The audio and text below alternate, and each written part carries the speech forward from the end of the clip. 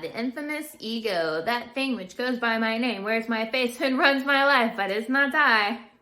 So what does it actually mean then?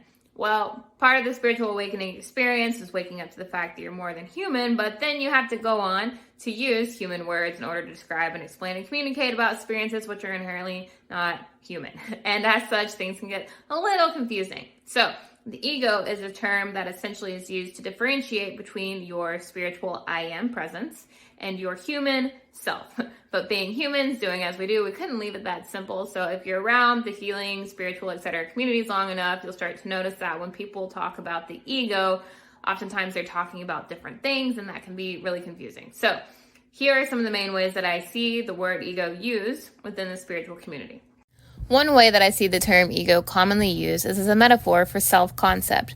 Our self-concept is essentially the way that we perceive ourselves in this world. So when it's being used in this context, you'll hear things like healthy ego versus unhealthy ego.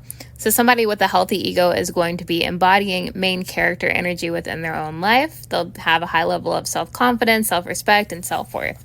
Whereas somebody with an unhealthy ego is going to feel more insecure, have a lower sense of self-esteem, and they will display the corresponding behavioral traits that go along with those feelings, such as perhaps people-pleasing and overgiving, or on the other side, it's things such as narcissism.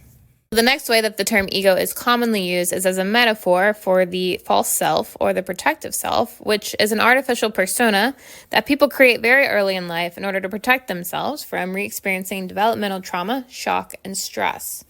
Okay, so when it's being used in this way, you'll hear people say things like, oh, that person was just acting from their ego, that's not their true self, or, oh, the person was just taken over by the protective self, that's not the true self, right?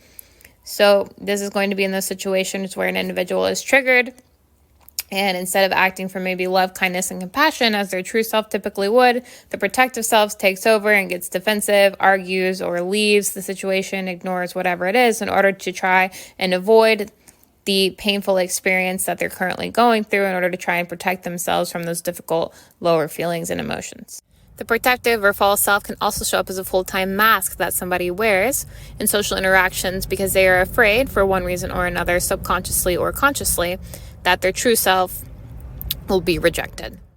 The third way that I see ego being used is identification with your thoughts. In other words, you believe that you are the thoughts that you have, or you believe that you are the story that your mind tells you.